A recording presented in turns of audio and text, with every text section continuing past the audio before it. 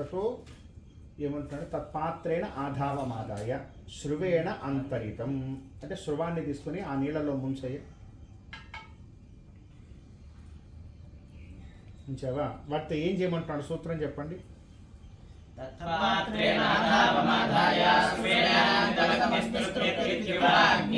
అగ్నిస్తృప్యతు ఇది ఉపాగ్ని. ఉపాగ్ని అంటే ఏమిటి?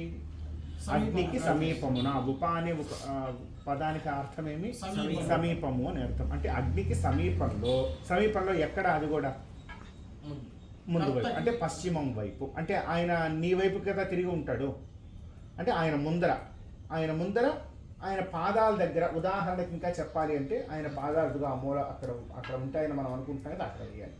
అగ్నిస్తృప్యతు అంటే ఇప్పటిదాకా ఆజ్యాన్ని మోసినటువంటి ఆ పాత్రలో ఉండేటువంటి జలాన్ని కొంచెం తీసుకొని అక్కడ పోయడం వల్ల అగ్నిస్తృప్యతు, ఓ అగ్నిదేవ, ఇప్పటిదాకా నీకు సమర్పించినటువంటి ఆ హవిస్సులతో నువ్వు తృప్తి చెందు కాగా. అగ్నిస్తృప్యతు. ఆ తర్వాత మళ్ళీ అందులో నుంచే నీళ్లు తీసుకొని పశ్చిమ వేది మీద వదలాలి. అంటే ఈ వేది కూడా ఉంది కదా, అది కూడా తృప్తి చెందాలి. వేదిస్తృప్యతు. తర్వాత ఏమంటున్నాడు? ఆకాశం మీదకి వేయాలి. ఎక్కడ? అగ్ని మీదనే వేయాలి అట్లాగా. Very good. తర్వాత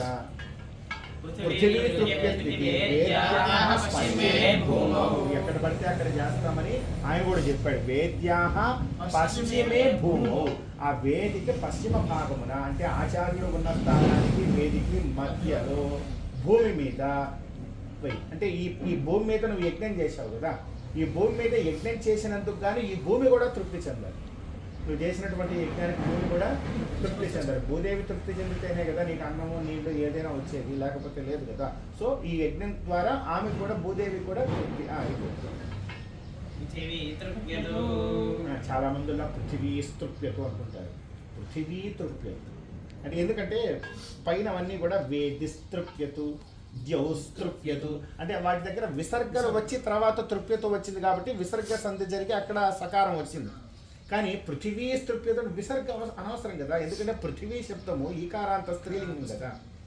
పృథివీ తృప్యతు, నువ్వు పృథివీ స్తృప్యతు అంటే ఇప్పుడు అంతమంది భూదేవులు లేరు అక్కడ. భూదేవులు ఉండేది ఒక్కటే కాబట్టి పృథివీ స్తృప్యతు అనకూడదు. చాలా దగ్గరలో మనకు పృథివీ స్తృప్యతు అంటే ఇక్కడ ఫ్లోలో వెళ్ళిపోతారు. ద్యౌస్తృప్యతు, పృథివీ స్తృప్యతు అంటారు. పృథివీ తృప్యతు, పృథివీ ఇది మనం బాగా అంటే పృథివీ తృప్యతు అని ఎక్కడన్నా నేను వింటున్నానంటే అమ్మయ్య వీడెవడో చదువుకున్నవాడు రా బాబు, కొంచెం కరెక్ట్గా చెప్తున్నాడు, పృథివీ తృప్యతు అన్నాడు అని చెప్పి ఆనందం కలుగుతూ ఉంటుంది అన్నమాట. తర్వాత సూత్రం ఏముంది?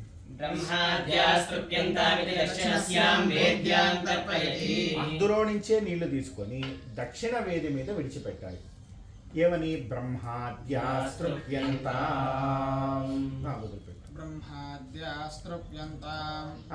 ఇప్పటి నుంచి సూత్రం మారిపోద్ది. ఇక్కడ నుంచి నీ క్రియ చాలా డిఫికల్ట్ గా ఉంటుంది. ఇక్కడ ఏమని చెప్తున్నాను నెక్స్ట్ చూడు.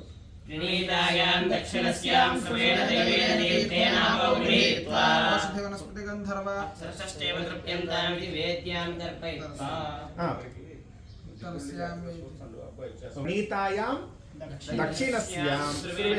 ఇప్పటిదాకా నువ్వు దాంట్లో నీళ్లు తీసుకున్నావు, ఇప్పుడేం చేయాలి? దక్షిణ ప్రణితిలో ఉండే నీళ్లు స్రవంతో తీసుకోవాలి. తీసుకో. ప్రణీతాయాం దక్షిణస్యాం శృవేణ దైవేన తీర్థేన ఆపో గృహీత్వా ఓషధ వనస్పతి గంధర్వాం సరసశ్చైవ తృప్యంతాం ఇది ఉత్తరస్యాం వేద్యాం. ఇటుపక్క వేది మీద వదలాలి. కానీ చెప్పు, మంత్రం చెప్పు. ఇప్పుడు మళ్ళీ ఏం చెప్తున్నాడు? తథా ఉత్తరస్యాం ప్రణీతాయాం సాపసవ్యమపో గృహీత్వా. ప్రస్తుతానికి సాపసవ్యం అవసరం లేదు, ఇది దైవిక కార్యం. తథోత్తరస్యాం ప్రణీతాయాం సాపసవ్యమపో గృహీత్వా పైతృకేణ తీర్థేన మే దక్షిణతః పితరః పితామహా ప్రపితామహా శాశ్వయమస్తు తృప్యంతామితి దక్షిణస్యాం భూమౌ. తీసుకో. ఈ పాత్రలో నుంచి నీళ్లు తీసుకోవాలి. ఇప్పుడు స్రవంతోనే నీళ్లు తీసుకొని మనం చెప్పుకున్నాం కదా, పైతృక వేది అని ఒక వేది ఉంటుంది అని, అక్కడ పితృతీర్థంతోనే వదలాలి. మంత్రం చెప్పలేదే.